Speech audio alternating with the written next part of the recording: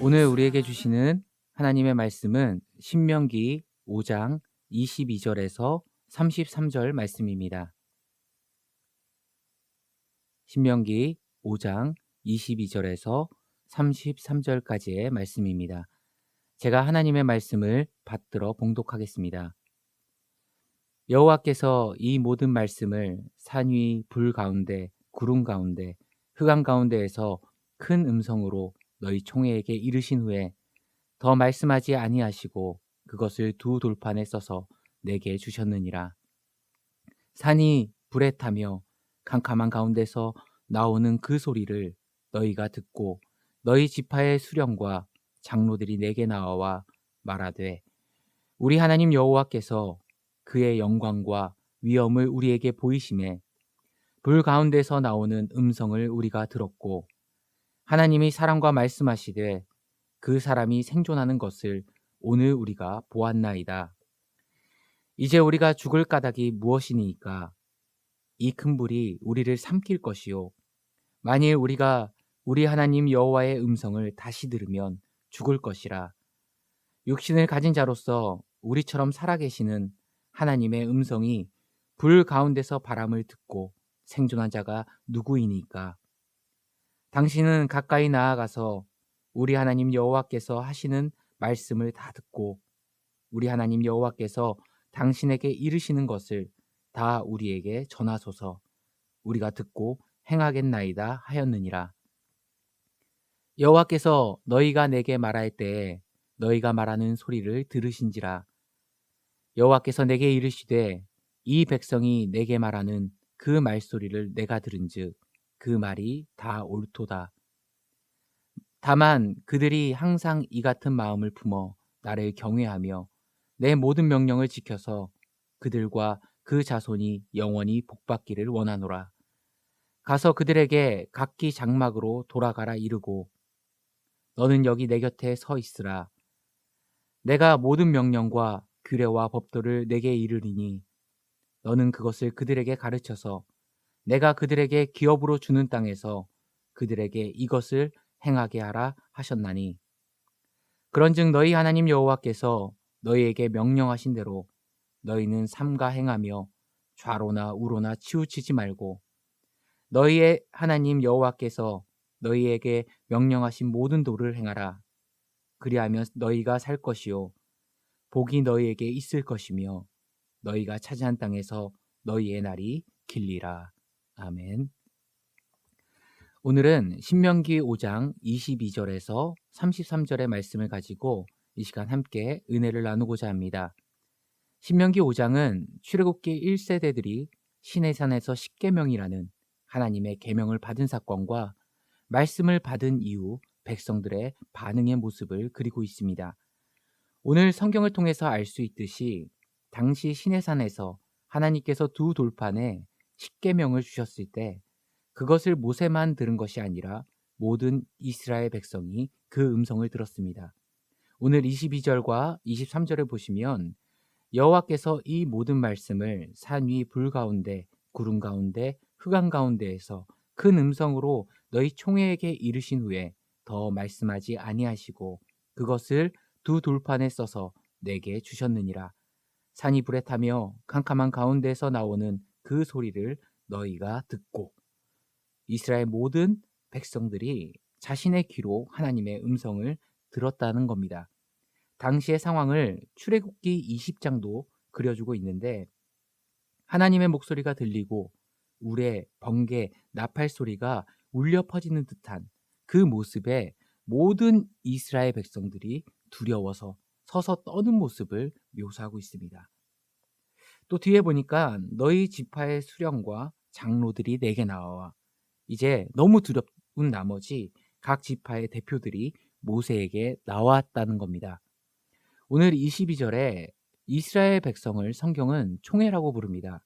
이 총회라는 단어는 하나님과 언약을 체결하고 하나님의 말씀을 듣기 위해 호렙산 안에 모인 하나님의 백성을 가리킵니다. 그런데 이 단어가 신약으로 넘어오면 우리가 잘 아는 헬라어 단어가 됩니다. 바로 에클레시아라는 교회라는 단어가 됩니다. 그렇게 하나님의 백성은 말씀의 백성입니다. 그리고 하나님의 백성은 하나님과 언약을 맺은 백성입니다. 그래서 내가 하나님의 자녀다, 내가 크리스찬이다 이야기하면서 그들의 삶 가운데 하나님의 말씀에 대한 사모함이 없고, 말씀이 삶의 열매로 결실하는 그 모습이 없고, 말씀과는 정반대의 결정을 내리고 산다면 그것만큼 새빨간 거짓말도 없다는 것입니다.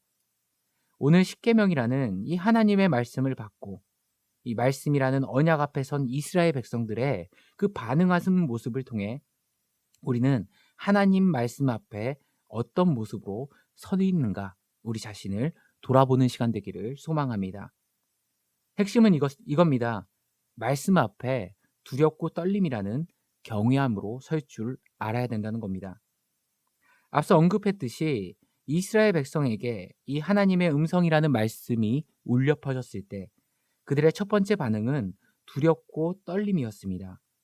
그 위험과 영광에 사로잡혀 내가 더 이상 나아갔을 땐 죽을 수도 있겠구나라는 생각이 그들 가운데 들었다라는 겁니다. 어찌 보면 주님의 사랑스러운 음성을 듣기를 소망하며 사는 우리에게는 참 안타깝고 참 미련한 반응이라 생각할 수 있지만, 오늘 28절과 29절의 하나님의 반응을 우리는 유심히 살펴봐야 합니다. 28절을 읽어보겠습니다. 여호와께서 너희가 내게 말할 때 너희가 말하는 소리를 들으신지라. 백성들이 너무 두려워서 모세에게 하는 말을 들으신 겁니다. 여호와께서 내게 이르시되 이 백성이 내게 하는 말을 말하는 그 말소리를 내가 들은즉 그 말이 다 옳도다. 지금 두려워서 떨면서 하는 그 백성의 말을 하나님께서 옳다라고 인정해 주신 겁니다.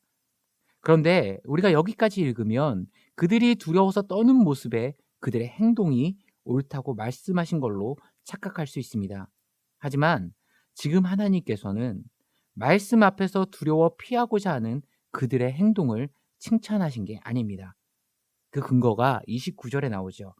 다만 그들이 항상 이 같은 마음을 품어. 말씀 앞에 두렵고 떨림으로 선 그들의 마음 상태를 옳다고 인정하신 겁니다. 오늘날 우리는 너무나도 풍요로워서 이 말씀의 가치가 얼마나 큰지 쉽게 잊고 살아갑니다. 제가 일전에도 한번 말씀드렸던 것 같은데, 구텐베르크가 이 활자 인쇄술을 개발하기 전까지 하나님의 말씀인 이 성경의 가치는 상상을 초월했습니다. 지금으로 치면 강남의 대형 저택을 팔아야 한 4권 정도 살 수 있을 정도의 높은 값어치였습니다. 그렇게 하나님의 말씀을 사랑해도 능력이 안 되면 평생 성경을 한번 구경하지도 못하고 죽는 사람이 허다했습니다. 또 히브리인들은 하나님의 말씀을 어떻게 필사해서 사본으로 남겼는지 아십니까? 전신을 목욕하고 깨끗하게 자신을 씻은 후에 혹시라도 내가 한자라도 틀릴까 하나님의 말씀 앞에 두렵고 떨림으로 몇 년에 걸쳐 그 필사 작업만 매달려서 겨우 한 권의 성경이 나왔습니다. 그런데 요즘 우리는 어떻습니까? 삶이 너무나도 풍요로워졌습니다. 집에 가면 누구나 몇 권씩 성경이 있습니다. 제가 이 설교를 쓰면서 과연 저희 집에는 몇 권의 성경이 있는가를 한번 세어보니까요, 무려 17권의 성경책이 있는 걸 제가 체크했습니다. 언제든지 내가 원하면 하나님의 말씀을 읽을 수 있고, 내가 성경을 사고자 하면 언제든지 구매할 수 있고, 또 요즘은 편리해진 시대라 우리가 다 같이 성경을 읽자 하면 누구나 자기 품에서 스마트폰을 꺼내듭니다. 제가 청년부 설교 가운데 이런 권면을 한 적이 있습니다. 제발 조금 무거워도 주일에는 나의 성경, 자기의 성경을 가지고 다녀라. 그래서 말씀 가운데 은혜가 남았던 그 구절을 성경 가운데 은혜의 흔적을 남겨서 언제든지 볼 수 있게 만들어라. 그렇게 권면한 적이 있습니다. 그랬더니 한 청년이 이렇게 이야기를 하더라고요. 목사님, 요즘은 스마트폰에도 다 메모할 수 있는데 굳이 성경을 가지고 다녀야 됩니까? 물론 메모 기능이 있고 없고가 중요한 게 아닙니다. 더 중요한 건 뭔지 아십니까? 제가 너무 보수적일 수도 있지만 저는 그렇게 생각합니다.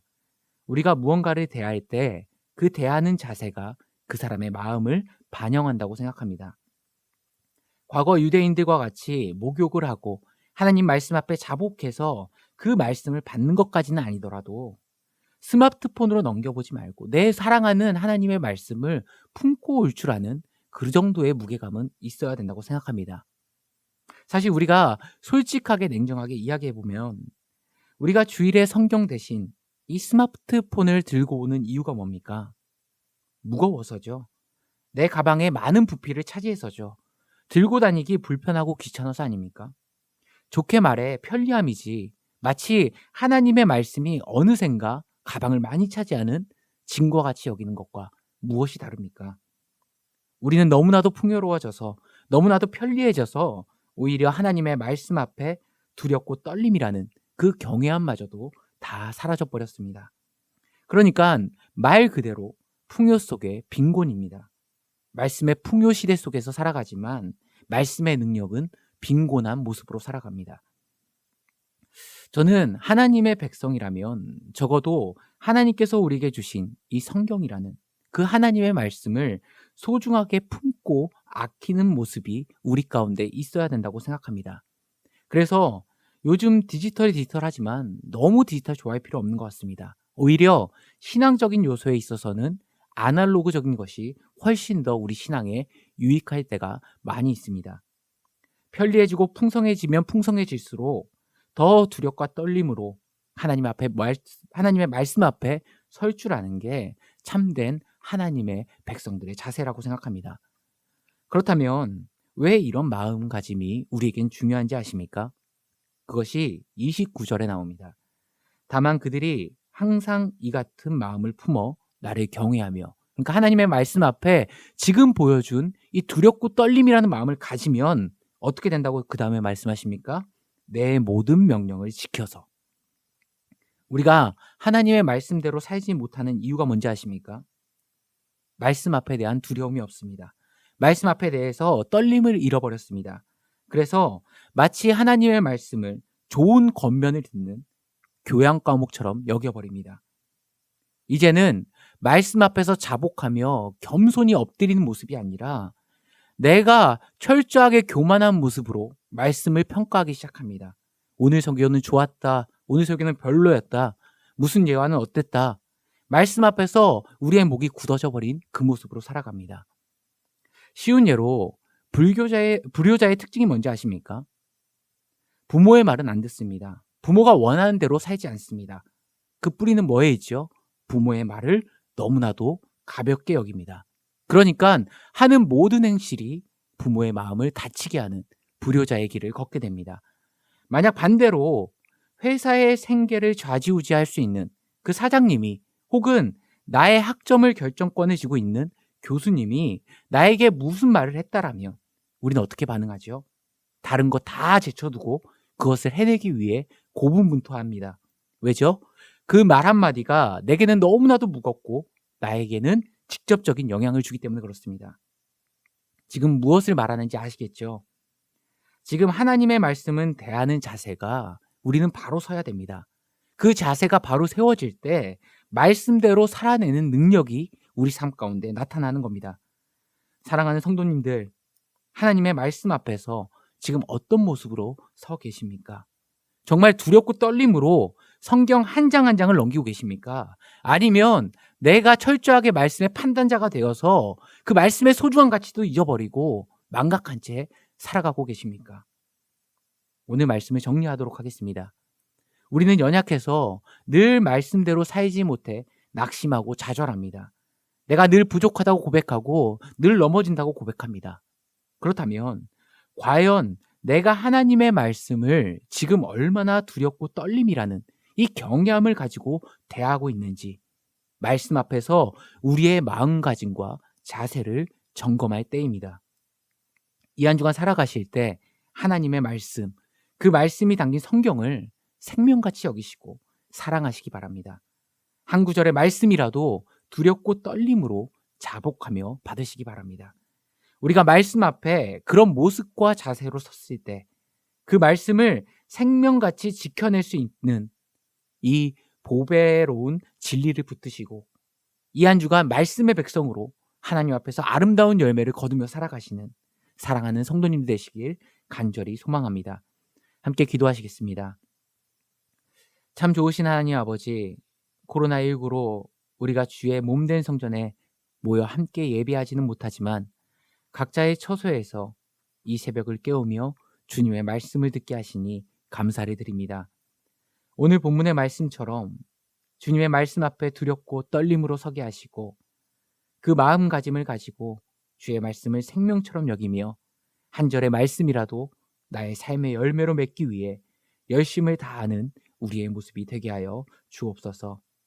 온전히 주의 말씀만이 우리를 이끄시고 매 순간순간 주장하시며 주의 거룩한 백성다운 인생 되게 하여 주옵소서.